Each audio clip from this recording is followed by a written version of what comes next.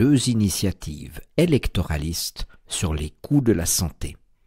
Éditorial de la Nation du 17 mai 2024 par Félicien Monnier.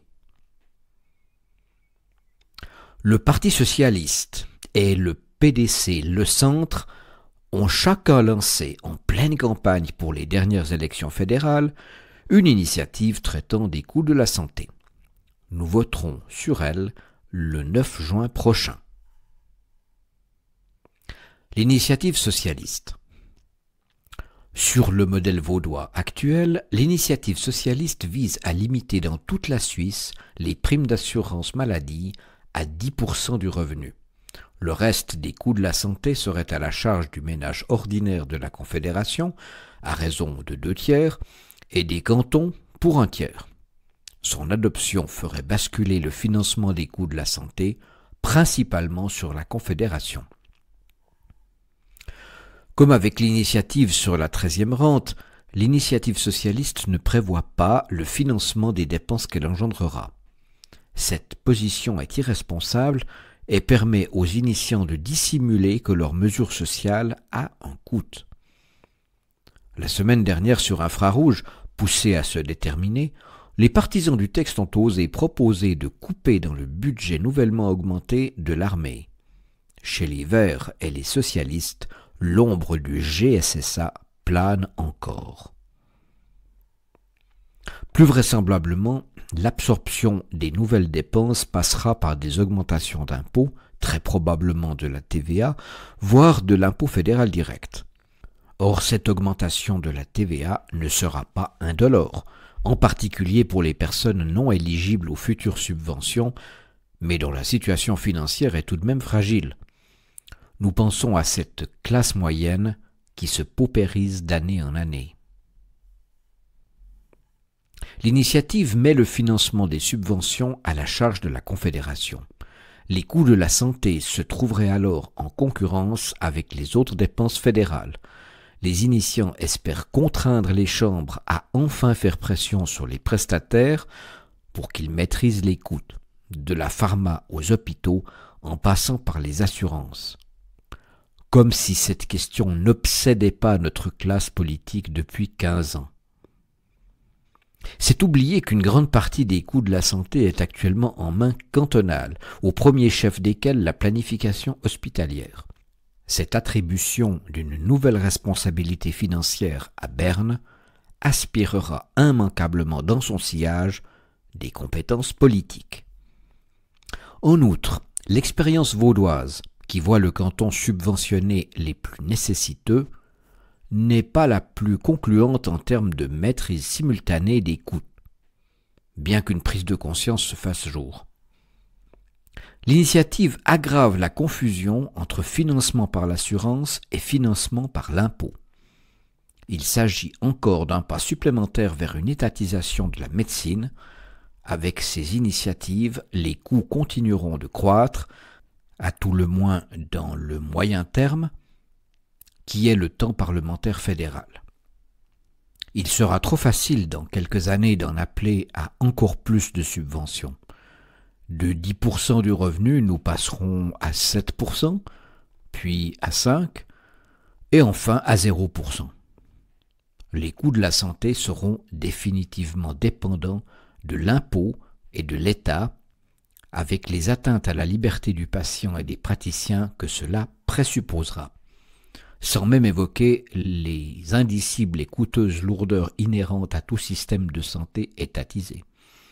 Toute proposition qui ne s'attaque pas à la hausse des coûts, mais à leur seul financement, ne peut être que trompeuse. L'initiative centriste. Limiter ses coûts est donc l'objectif que poursuit le centre, avec sa propre initiative pour un frein aux coûts. S'inspirant du mécanisme du frein à l'endettement, il veut contraindre la Confédération à instituer des mécanismes pour faire évoluer les coûts de la santé proportionnellement au niveau de vie. Dans son viseur, le parti Orange aligne les fournisseurs de prestations. Il prétend donner à l'État les moyens de responsabiliser médecins, assurances, pharma et hôpitaux accusés de se servir sans vergogne dans les milliards dévolus à la santé. Des mesures simples suffiraient à atteindre 6 milliards d'économies par an. Le Centre cite comme exemple le basculement de l'hospitalier sur l'ambulatoire, le contrôle du prix des médicaments, la lutte contre la surthérapie et la surmédicalisation. Cette initiative a le mérite de vouloir directement s'en prendre à la hausse des coûts. Mais elle risque d'être contre-productive. Elle ajoutera une couche de complexité administrative et gestionnaire à une politique de la santé déjà bientôt illisible. Il faudra consulter, rendre des expertises et des rapports, se coordonner avec les cantons et les prestataires, surveiller, parfois décider, et beaucoup monitorer. Le terme, comme la pratique, sont à la mode. Or, la complexité d'un système de financement de la santé n'est pas sans effet pervers. Beaucoup cherchent à maîtriser la hausse des coûts par un accroissement des contrôles à tous les échelons. La conséquence concrète en sera une augmentation de la charge administrative pour les médecins et les hôpitaux. Ce gonflement a lui aussi un coût, non seulement financier, mais surtout en temps et en énergie. La croissance continuelle du temps consacré aux tâches administratives par les médecins de premier recours, généralistes, pédiatres, accentue la pénurie qui frappe déjà ces professions. Les paysans ne sont pas les seuls à souffrir de l'idéologie du formulaire. Accès aux soins et décentralisation. La lecture du texte de l'initiative donne bien sa perspective. Elle est macroéconomique par sa volonté de coller au coût de la vie et gestionnaire par sa tendance à régler avec les partenaires la prise en charge des coûts. En arrière-fond, son application sera policière. Nous préconisons une approche plus proprement politique, centrée sur la densité des relations interpersonnelles au sein de la communauté. Les victimes de la hausse des primes, par le mécanisme de la franchise, prennent souvent le risque de renoncer à l'accès aux soins. Forcés par des contraintes économiques, ce choix n'est souvent pas entièrement libre. Échappant aux mesures de prévention et de dépistage, ces personnes peuvent rapidement se trouver en mauvaise santé, parfois de manière irrémédiable. Sans généraliste, ces personnes tendront à surcharger les services d'urgence, eux-mêmes prompts, par prudence, à sombrer dans la surinvestigation. L'effet en est une augmentation des coûts et d'un retard croissant dans la prise en charge effective des patients. Aucune des deux initiatives ne répond à cette problématique qui est à la fois sociale et politique. La première mesure de lutte ne saurait donc être d'augmenter le contrôle étatique, mais de densifier les réseaux de soins locaux pour augmenter l'accès à la santé. Cela exige une vision à long terme. Les coûts d'aujourd'hui sont les économies de demain. Dans une telle perspective, les mesures fédérales de contrôle que propose le Centre ne seront que contre-productives. Elles approfondiront le sentiment de dépossession que subissent les médecins de premier recours eux-mêmes, empêchés de faire leur métier au plus proche de la population, tant les exigences du département cantonal des assurances, de l'OFSP ou de Swissmedic iront croissant. Emprunter ce chemin implique de renoncer aux préjugés qui caractérisent la médecine contemporaine. Hypertechnologisation du diagnostic et digitalisation de la relation interpersonnelle. Ces biais sont trop souvent mis en œuvre au détriment de la connaissance par le médecin de tout ce qui, en plus de son corps, fait la personne humaine, ses relations familiales, son histoire personnelle, son statut professionnel.